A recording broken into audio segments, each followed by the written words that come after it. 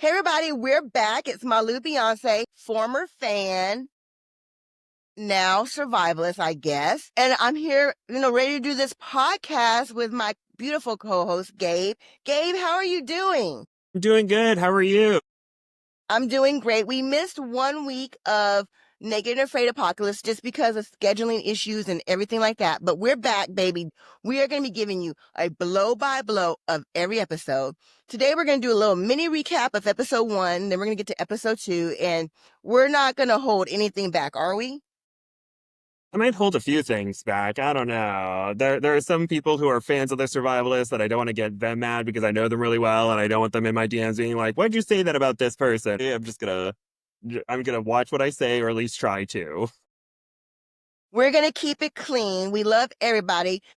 As a disclaimer, we are going on what they show on the show. Maybe I might throw in a little bit of my personal opinions, but we always want to respect that these are real people with real lives, right? Right. Please do not send hate to any of the Survivalists and support your faves. And if we're not 100% with your faves, please don't come for us. Don't throw shade. We're just going off. We're forming our own opinions about everything. Me and Gabe have not talked about this whatsoever, so this is going to be fresh. Let's just do a quick recap of the Joe Show. I'm sorry, I don't mean the Joe Show. I mean episode number 1, Apocalypse. Sorry. But let's start off with Joe, and then I'll let Gabe get the rest. So, God. Joe, who was with, I believe was it Candace, his first time around? Yes. What I remember from that is I believe Candace taps and he was by himself. He was very upset. He made a to-do list and he made that wonderful comment about his wife giving him the side eye because Candace is so beautiful. And I remember that. And the last thing I remember is like when he was leaving, he talked about he really wanted some chips. Was it Cheetos, Doritos? I don't remember, but he was like, I want some chips. And that's what I remember about him from his first appearance. Yeah, I remember him also talking to Candace about how, day 4 to 6 is kind of when, because you're not eating, certain chemicals are going to be released in your brain and you're start going to kind of be in a negative headspace, but you got to fight through that negative headspace and you should kind of be okay after that. But by day 5, she was really upset that she hadn't had any successful hunting. The chemicals were going in her brain and she just hit a low point, couldn't come back from it. And she's like, hey, I have to leave. And I think Joe talked about how one of his fears was being by himself. And so he kind of had a moment of reflection and just being like, I guess I'm alone now. And so I was just like, oh, that's And upsetting. I remember him getting a little upset. He's like, I told her this was going to happen. And I'm not 100% sure if he cried, but I think there was some sniffles in there as well. I said this was the Joe Show, and it's not. Let's get to everybody else, Gabe. Yes. Okay, so in order and by group, in zone 1, we have the King of the Forest himself, Stephen Lee Hall Jr., we have Frank and Alexa. In zone 2, we have Waz, Mr. 10.0, Russell, and Teal. In zone 3, we have Wes, Stephen Kelly, I call him British Stephen, and Miranda. And then in zone 4, we have Amber, the Joe, and Kel. And those are the 12 survivalists. All right, so how are we going to do this? Let's just talk about the most memorable, which is obviously Amber, Joe, and Kel on episode number 1, at least. And let's just get right to the controversy when Joe was upset that Kel interrupted her. We're going to top this off by saying some people are oil, some people are water, and they just don't mesh well. What did you think about that interaction? I think at least we see it start with the monitor lizard when Kel is saying, hey, there's a monitor lizard over here. Should we use it as food? And Amber and Joe are like, yes. And Kel is just saying, oh, well, I don't really know if we should really have it around because if we take it out now, we might not be able to have a fire about it. And so I don't know if this is a good idea right now. So I think that maybe we should think about this a little bit. And she kind of seems to be monologuing about why it's not a good idea. And Joe's like, okay, why don't we have like a leash or a harness? And she's like, no, the shoulders kind of go in to the neck and it'll probably slip right out of it. And he's like, you know what? Let's just not take it out. Let's just not. And so I think that's kind of where we see a little bit of the tension going on. And we hear Kel talk about how it's the Joe show and how he's talking a lot, except for at least with the edit, at least I didn't find us seeing Joe talking a lot. Some of the things are kind of getting cut out here, but they are just like butting heads the whole time and really the only source of tension. And so I think people are kind of latching onto it and saying, hey, Joe is being really rude to Kel. And some people are being like, no, Kel's talking a little bit too much. And Amber's just in the middle, Okay, like, I'm going to interrupt you. yeah, sorry, I'm just, And I do that all the time on this podcast. We interrupt each other, and it's okay because we know we have good intentions, but you're going into so much detail. And I want to stop there about the whole Kel and the monitor lizard. I want to get your opinion on that. Do you accept my apology for interrupting you? yes, yes, feel Okay. free to, or else I will go on and on, or else I'll talk too much and it'll be the Gabe show, and we don't want that. No, we want it to be, all about the survivalists. That interaction was strange to me. She obviously did not want to kill the lizards. I don't know if it was for good cause or not cause. I need you to decide. Should they have killed the lizard? I'm gonna say yes because also when Kel was getting a vote, both Amber and Joe said yes. And I think on one of the posts on Instagram from Naked and Afraid, they posted it and he said it was a 2-1 vote and I can't eat excuses. So, I mean, I say yes. It might spoil, but at least they have food. Take that Exactly. risk. You don't know when you're going to get another chance for food. I think that, first off, in my opinion, in my humble opinion, when you see an animal and you're on Naked and Afraid, you don't have time to stop and talk. Get the sucker. I feel like that should have been her first instinct. And that just shows us that she's thinking a little bit more. Nothing against her, but when you're on Naked and Afraid, I think get the sucker. Immediately ask questions later. Yeah, I agree. You agree? Okay. So now let's dive in to the interruption part. I want to start this off by saying we're not going to turn this into anything about misogyny, feminists. We're not going to do any of that. This is what, not on purpose. This is what I'm going to say. I find it very ironic that according to the way the show was shown, he literally interrupted her 1 second before she interrupted him. And it didn't even clock as an interruption to her. Did you notice that? Is that the part where he's just like, I'm gonna ask you, don't interrupt me when I'm talking? Is that part? Or was No, that another before the part? whole interaction started, she was talking about something else and he started talking and it was not a big deal. I'm going to put it here. I say that I'm going to do it every time, but this time 100%, I'm going to put where he interrupted her right before she interrupted him. I want to point that out. Was it, gosh, was it the part where she was talking about the lizard and he's like, you know what, like we're not gonna take it out. No, this was Dang it, I this saw the was episode multiple literally, times. I mean, it's because the reason why it's not clocking with you is because it was literally 1 second before she interrupted him and it was no big deal. And you just kind of go over. Do we bring any cordage? No, because that was breaking. Got wire on the Yeah, do we bring any cordage? No, because that was breaking. got wire on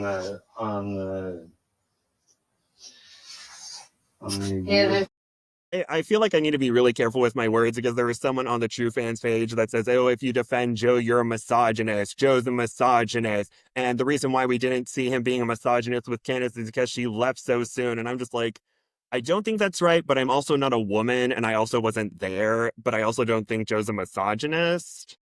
I just think that again, oil and water. I think that it was just a bad mix of everything. She interrupted him, but at the same time, her response was not immediately, "Oh, I'm sorry." Like I interrupt people all the time, and I don't mean to. And the first words that come out of my mouth is, "Oh, I'm sorry," and she didn't do that. Yeah, I think that's also one of his points of contention is it's always an excuse or it's always an explanation. It's never just I'm sorry and move on, which kind of comes up later. I would also like to point out that if he was doing a stand up or if the camera's like right there in your face, it's a little bit different. It's almost like you're giving an interview. So for you to talk while you're standing there in front of the camera and they're, obviously wanting your opinion, it does seem more like an interruption. She probably didn't see it that way because she wasn't really paying attention. She's looking for wire or whatever. Oh yeah, and I also there was a point where we kind of see him doing like the me thing, like I guess imitating her, but like with the editing, I think he was like off by himself when he did that, kind of talking to himself, like, oh, why is she doing this? It wasn't like in front of her, just being like me, mocking her to her face, but it's just the edit is so weird, and I guess because I'm sure it was like little snippy moments, but because there's not really a lot of drama this season, they have to be like, look at this snippy moment, look at this snippy moment, and then everyone's just focusing on that while everyone else is like kumbaya-ish. And so I'm sure that's part of the Ish. reason. I'm sorry. I was also surprised that Amber did not interject more. I wonder what was going through Amber's head at that point. Like, oh my gosh, they're arguing. What do I say? They never showed her stepping in. Not saying that she didn't, but they never showed it. Okay, this is a conspiracy theory. This is not true. My sixth thought as to what she was thinking about, and maybe it was just editing, but my first thought is she's thinking, yay, people will forget about me and Trish fighting. I'll get some of the heat off of me for once, finally. That probably is not what's going on, but we do see her kind of trying to mediate little bits. I think she liked both of them, where she didn't want to seem like she was taking one or the other side and then like end up in the middle and be the target of both of them. Possibly. Feel the same. I feel that she was very good at staying in the middle. I think that she could mediate it better. Do you know who Jefferson Fisher is? I do not. I know Amber was trying, but what we need on Naked and Afraid is Jefferson Fisher. I don't know if you know him, but he gives some of the best advice. I listen to him almost every day. And this is what he says about being more respected, because this is what I think was severely lacking on that team, was respect and leadership.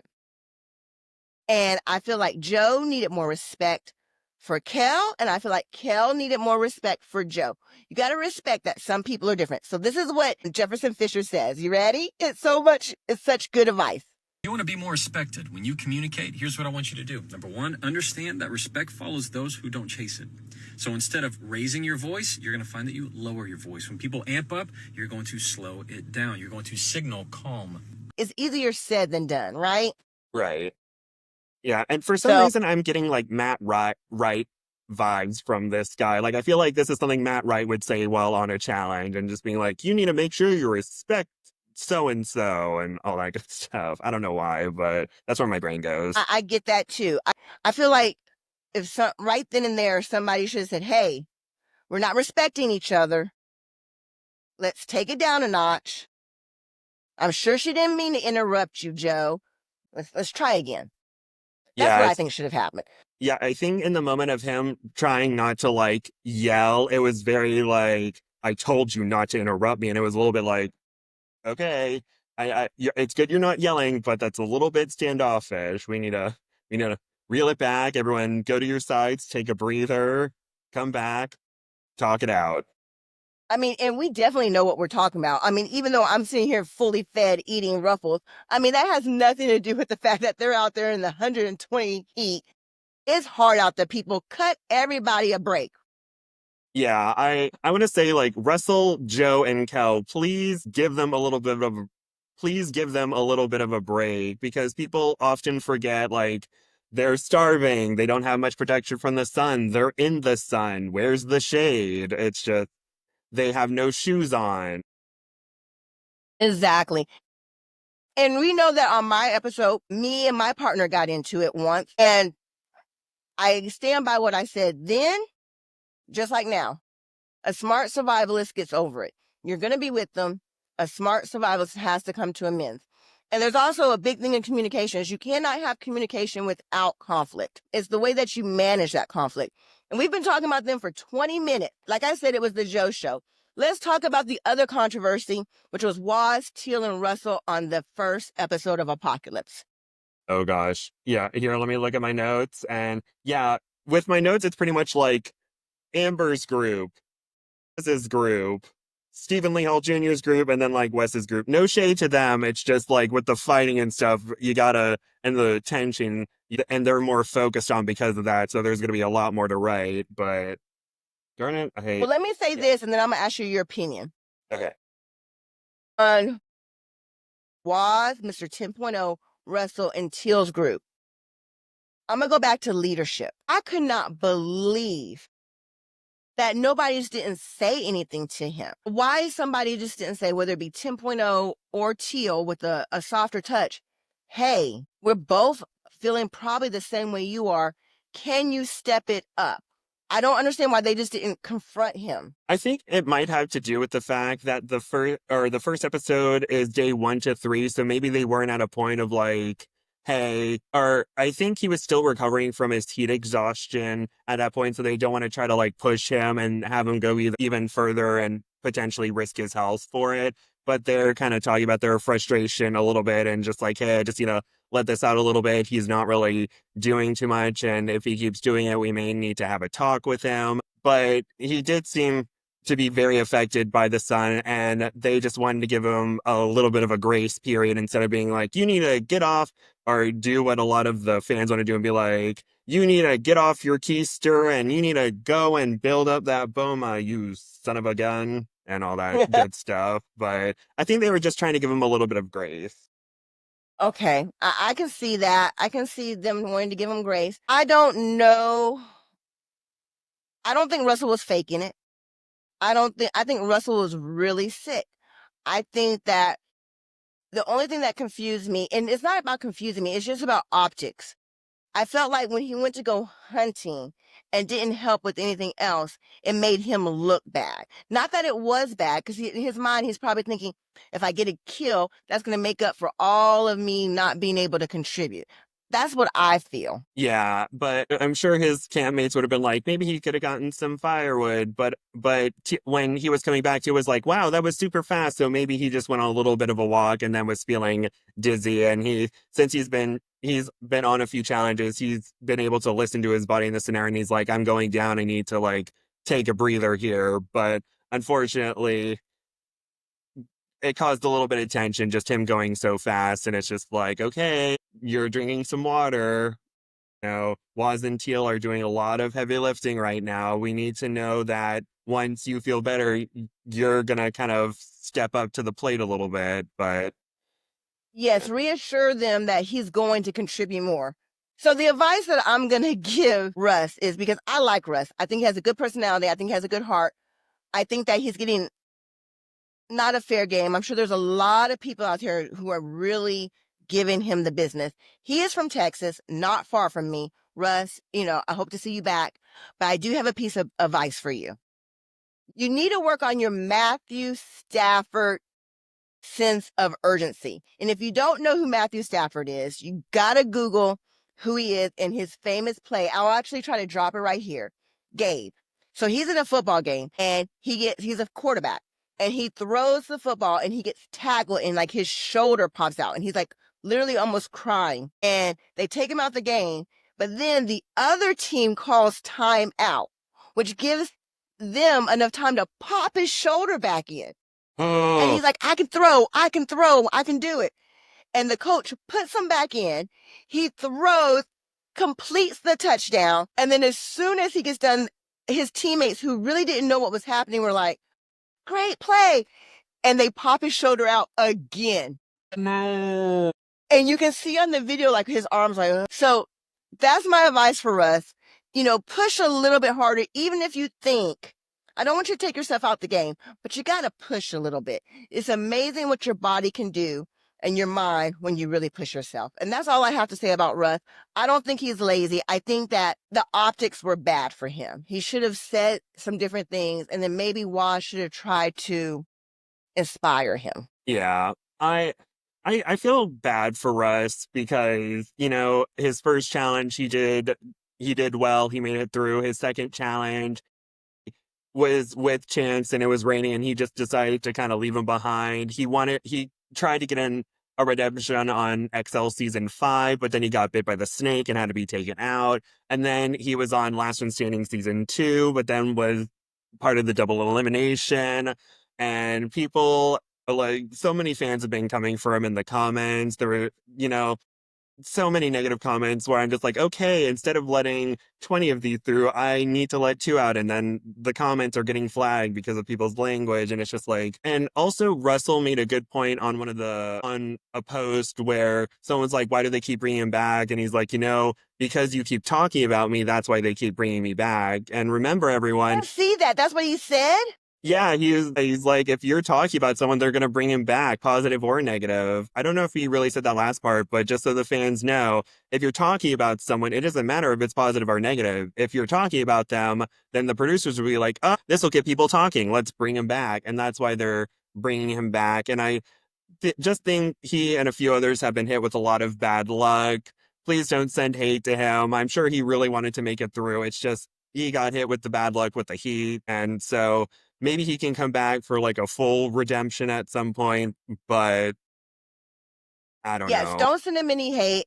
He makes a very good point. I want to thank him, and the controversy between Kel and Joe is making this show really excellent. It's up and down. That's what life is. If everybody's life was confrontation free, life would be boring. That is not how real life is. Real life is getting into arguments. Real life is being too tired to get up.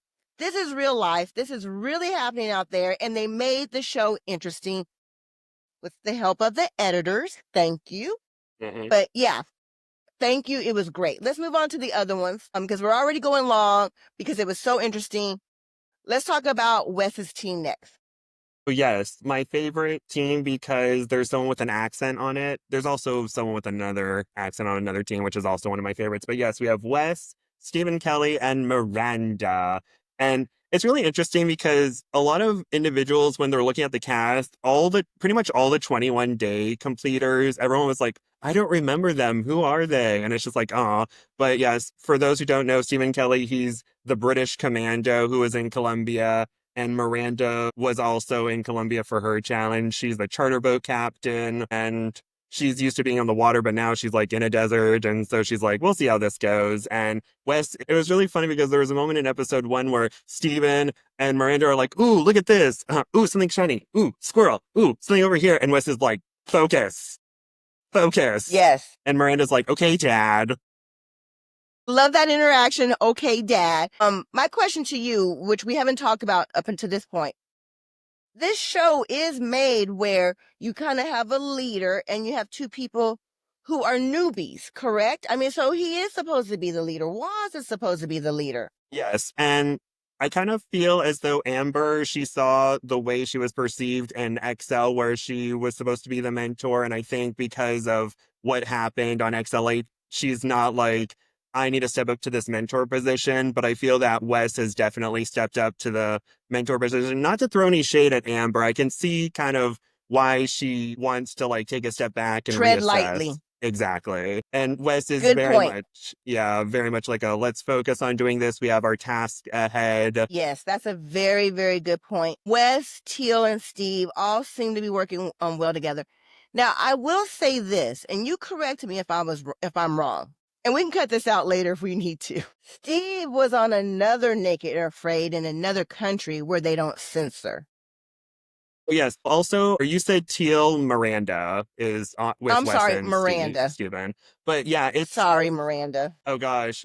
It's yeah, I remember someone posting about it recently, but it's a show called Naked, Alone, and Racing to Get Home, where 2 pairs of survivalists have a small amount of items and they're, I think, somewhere in Scotland or something, and they have 3 days to race to a location to win £5,000. And part of the race is like, was at least in Steven's episode, was like through a town and stuff, and they don't censor anything. And his wife Jenny was there. And spoiler for the end of Steven and Jenny's episode, skip ahead like 15 seconds if you don't want to know, but Steven and Jenny didn't win, but he proposed to her at the end of their episode, and it was really cute. Yes, it was really cute, but was he naked when he proposed? No, he had a poncho on. They both had ponchos on. Okay, so spoiler alert, he's done a completely new show. I would never. I mean, and I know I say I would never a lot, but for that one, I would never. Okay, let's move on. I really like Wes's team dynamic. He is leading. This is what we like to see. This is what the super fans, and I think moderate super fans like. They like to see people getting along. They want to see mentorship, and that is what their team is giving. I really like it.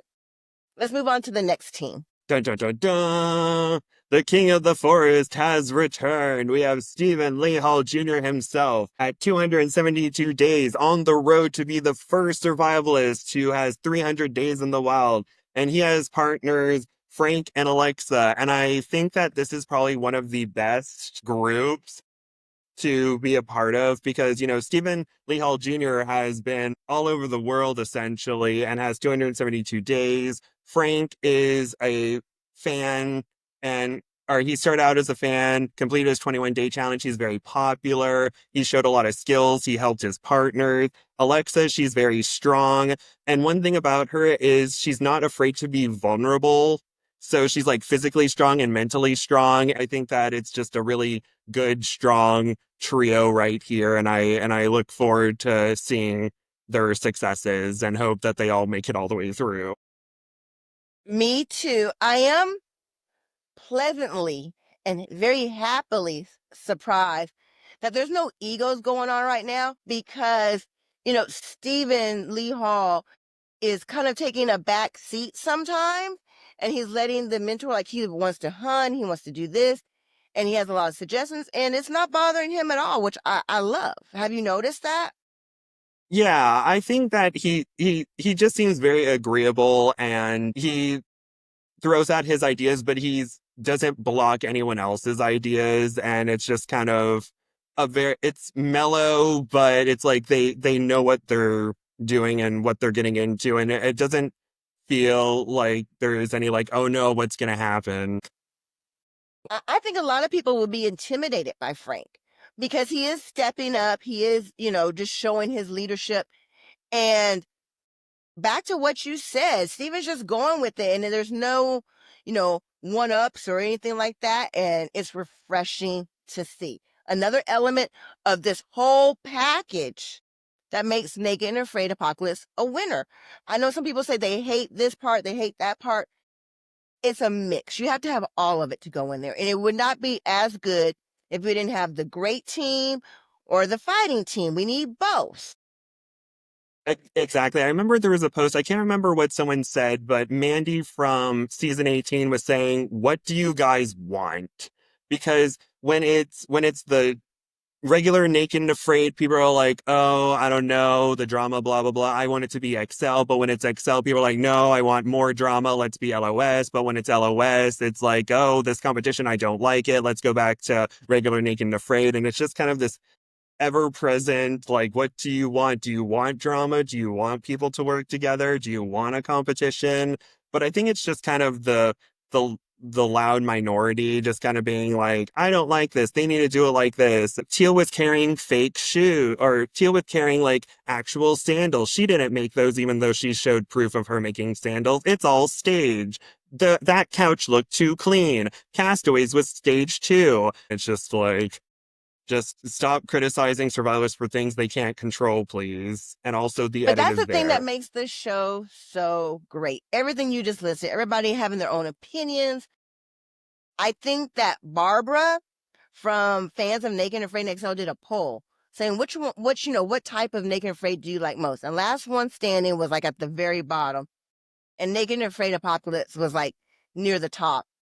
And I think that's for super fans who care about their favorite survivalists. They care so much, they're willing to go after someone who opposes their favorite survivalist view. I think that those are the ones who are like, no, we don't need competition. Overall, I think Last One Standing is probably the most profitable, not only because it's new, fresh, but because there is a competition. The people over there at Discovery are very smart people. They know what they're doing. Let's go on, because I could talk forever too. Barbara from fans of Naked and Afraid and XL, shout out to her. She also put up a poll on which group would you want to be a part of, and with the really big majority, it was Stephen Lee Hall Jr., Frank, and Alexa. So Really? Okay, so let's do this. What group would you want to be on? I want to say Wes, Stephen, Kelly, and Miranda. I think I would say that too. I think I would, I would really like to be with Wes because I feel like he could teach me a lot. I would like to be with Waz because, he's obviously proven his stuff. But I will also say this, going back from Waz's very first appearance on Naked and Afraid, he has resting witch face. And sometimes he looks really mad and he's intimidating. And I was just like, ugh. So yeah, Waz, I love you. You know I do. But I think I would be a little scared of you. So therefore, I choose Team West.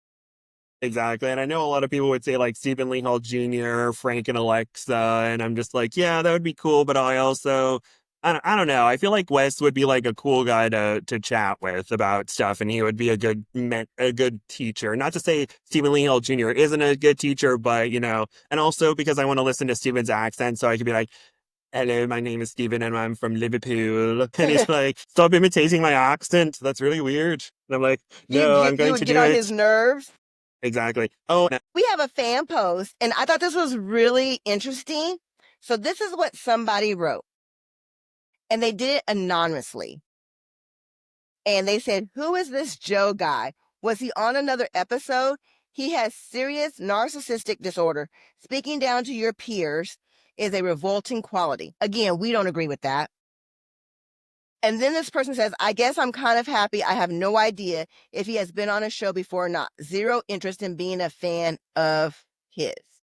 Now I did not choose this fan post because of that, because what he said was, yeah, a little bit ick to me, right? But yeah. let me talk about Mark Nicholson, who came in with a fan comment that was chef's kiss. Mark Nicholson says, let me get this straight. You want to come on here, name call a survivalist, but don't even have the courage to do it under your own name? How cowardly can you be? You go ahead, Mark. I mean, that's what I'm talking about. Do not come on these fan pages and bash people that in such a negative way. Call them narcissists from a 3-second TV clip. The word narcissist has been used so much. There are people who are actually diagnosed as narcissists who are like, why am I in it? People, they don't know what it means. They're not doctors. They're not psychologists. People like to come in and just assume they know. It's just like, this person came in too big. This person came in too small. This is a sociopath. This is a misogynist. This is a narcissist. And it's like, I don't think Joe is a narcissist. And I also don't think that he's a misogynist because, as I said before, people are like, oh, Joe's a misogynist. These are words that you shouldn't be throwing out. You could be like, I don't like his attitude. I felt like he was a little rude. He could have worked a little differently. And, and some people are on Joe's side where they're like, Kel has been talking too much. She should have just said sorry. There was a situation where... keep talking.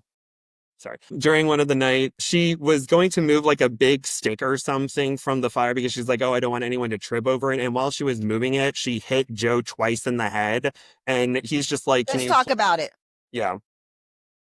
Yeah, I wanted to mention that because I mentioned it before and my memory is a little iffy. So I just wanted to bring that up as like a situation where all she needed to do was apologize, but she was giving excuses for it because he's like, hey, can you please not hit me in the head? Why are you hitting me in the head? Because she hit him in the head twice with the branch and he ended up grabbing it and throwing it. But then she said he grabbed it and threw it, but then like the next morning it ended up in their fire because he's like, this is the stick she hit me in the head with. All of that was crazy. I want to break it down to two things. Number one, them thinking that they were going to sleep in that tube and be warm was a mistake.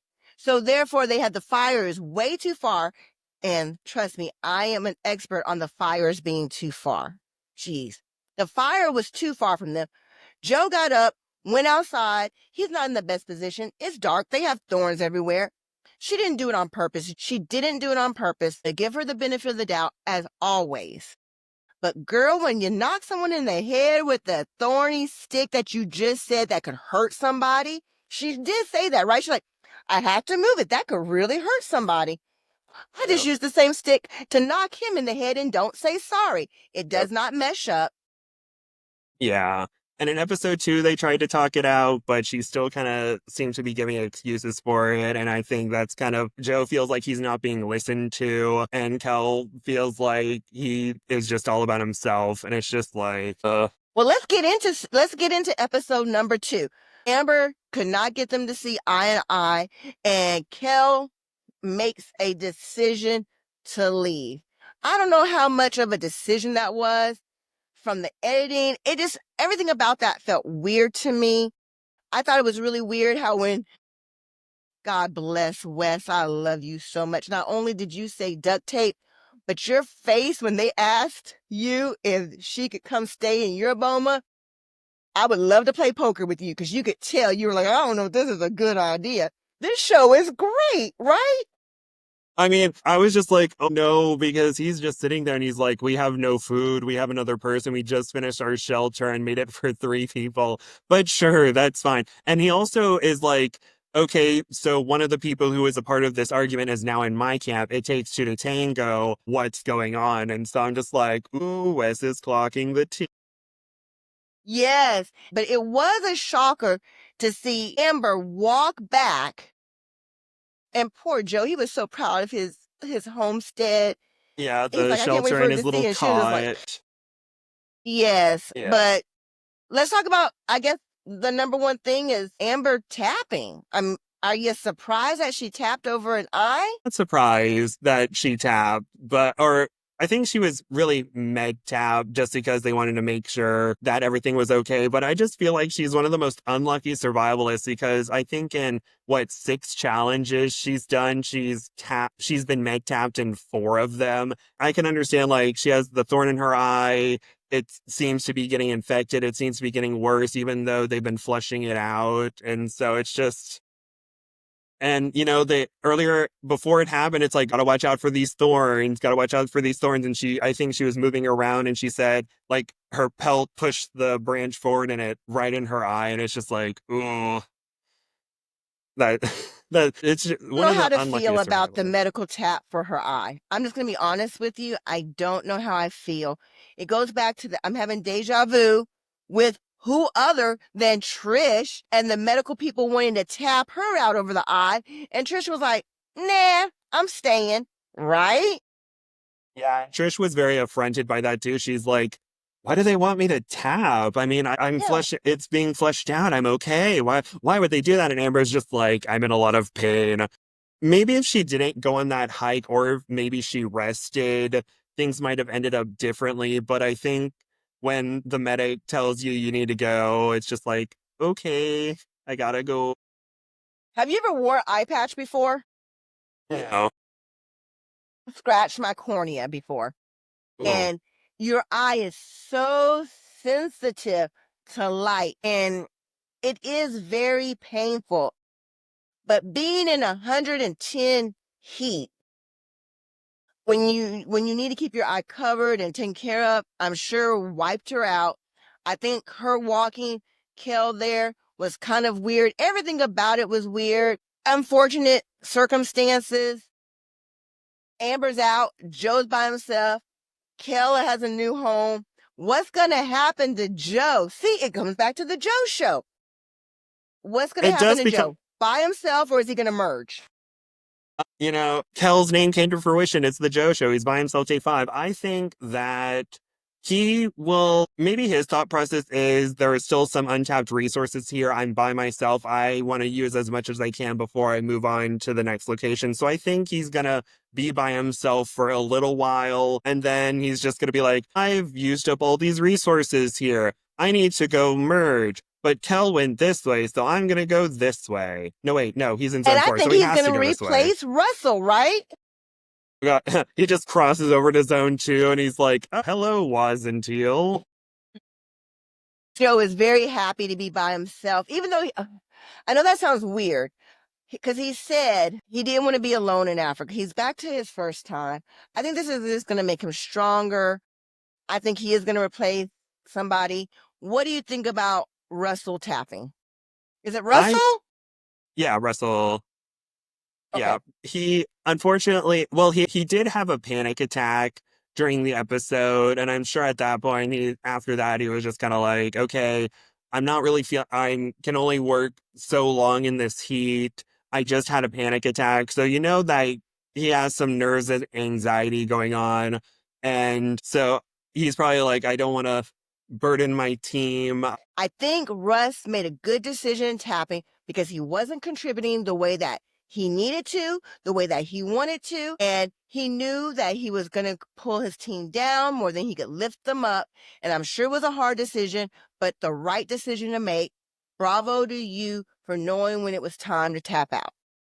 Yeah, because there have been a lot of times in the past where survivalists didn't really know when to tap and their health just kind of went down. My first thought is Charlie, unfortunately. He stayed a little bit longer than he should have, and that may have caused some health problems later on. So it's just, don't try. I guess I've never been on a challenge, but to all the survivalists, don't try to push your health just for the sake of maybe what the audience thinks, or like, no, I need to make it through, even though you're like going downhill, your health is kind of declining. I don't know if you should stay longer, kind of thing. So unfortunately. Also, it's really smart not to tick off your teammates either. And if Waz has resting witch face, can you imagine what his face looks like when he's really mad? So yeah, I think Russ made a good decision. But what else happened in episode 2 that was amazing? Because the only thing I can really think about is Amber, Russ, and Wes saying it's just like duct tape and WD-40. That's all I can remember. Yeah. Oh, and I also wanted to say that a lot of fans have been saying that Russell was Waz's comeuppance for being quote unquote lazy during season 1 of Last One Standing season 1. And I'm just like, first of all, no, it's not. Waz was not lazy. Someone said that, and people who didn't like Waz latched onto it. And were like, him not placing below like third in most of the competitions, was finding a lot of the cash items. That was so lazy of him. Everyone just fed him, and it's like, no. But I'm also trying to think of other stuff. But yeah, it's Waz just was not lazy at all. And give me a break, people. Well, I guess the only other thing I remember is going into this show, I was like, I would love to be on Apocalypse. I was like, David's story. This is the kind of show I want to be on. Changed my mind. Those animals were way too close. And I think that some of their bomas were not strong enough. I was nervous at one point during the show. I'm just going to call them deer because of lack of words. A deer moved really fast, and it wasn't anything scary, but I literally jumped out of my seat. I was like, I don't know why that scared me. I was just on edge from all of the animals. When the girl put her feet in the elephant's track, I was like, I'm out. I'm done. No way, no how. I think the animals are way too close. Yeah, and I'm sure being around elephants can be super scary, at least when you're out there in a challenge, because they've explained it in a few episodes, but for listeners, if you don't know, elephants kind of have a layer of fat, and they're basically like essentially walking on high heels because there's like a layer of fat underneath their heel. So it's basically like they're tiptoeing around. So you would think like they're like breaking things down. They're very loud, but it's like, no, they're like really silent. You might turn, it's like, there's an elephant. Oh gosh. So that's very dangerous. Something I also remember is Steven running as fast as he can after that monitor lizard after Frank took a shot at it. And I think that's a very bad idea, but for Stephen Lee Hall Jr., the king of the jungle, baby, you do what you do. I think he's one of the ones that I would allow to be like, do what you do. I think that was a great run. Yeah, he went real fast after it up that hill, but unfortunately when it went into their secondary water source, and they're trying to get it out, but it's just like, nah. And Frank sets up his hunting blind, and based on commercials, maybe some success there. Amber overexerting herself and tapping. And so it's just like, but or I think she's got a little bit of a redemption with the fans, because a lot of people saying I really respect her for taking that walk with Kel to make sure she's safely at the other group. And this is really unfortunate. Other people are like, why did she go on that walk and not wait there wait until the next day kind of thing. But I think at least, Amber's reputation of in the Naked Afraid community is a little bit better. So that's good at least. Yes, but I don't think I don't think any of that was wise. But the show's Yeah. over. What's episode 3 going to bring for us? Because now it's like we have the Joe show. Joe's by himself. I mean, what's going to happen next? Okay, I have the episode name and description right here. Sorry, we had technical difficulties here. Here we go. The overview for next week. Fueled by their fishing wind, Waz and Teal scavenge the ruins to build a shelter. Wes fights a territorial crocodile for control of a fishing spot. Amber battles an eye infection. 2 survivalists are forced to leave the challenge. And I think I know who it is. I know that you already know who it is. Give us a spoiler. Who is it? Who is it? Who's tapping out? I believe that Kel and Miranda are going to be tapped from the challenge next episode. I concur. I do not want either one of them to go, but it makes the show. Having people leave kind of makes the show. But the fact that we're only on episode 3, it's too early. Remember what happened on the last Exhale? People were dropping like flies and they had to bring in some legends to try to save the show. I don't know. Let's just save it. Miranda, no. And people are already talking about how they didn't remember Miranda, right? Yeah, pretty much all the 21 day areas, people are like, because, the 4 mentors it's either all positive or a little bit controversial. Frank is remembered positively, and Russell is very controversial. Everyone else, people are like, oh, I don't remember them. I would like to point out something else to you, Gabe. Did you notice that on this version of Naked and Afraid, how the teams came in together, how there was really no introductions? I wonder how much time they spent together or when they found out who their partners were going to be, if they interacted with the other groups before the show started. I think that there was a lot of interaction just because the way that they acted, they didn't seem like it was a surprise. What do you think? Am I wrong, or do you think I might be right?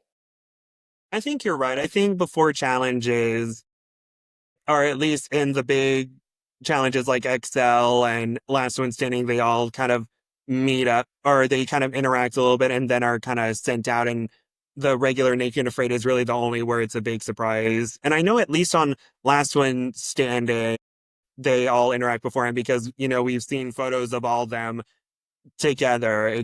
And so I'm sure with Apocalypse, maybe they met up before and they were divvied up into teams. But I wonder if, based on interactions that they have when they first meet each other, producers are like eagle-eyeing everyone and they're like, good partnership, tension.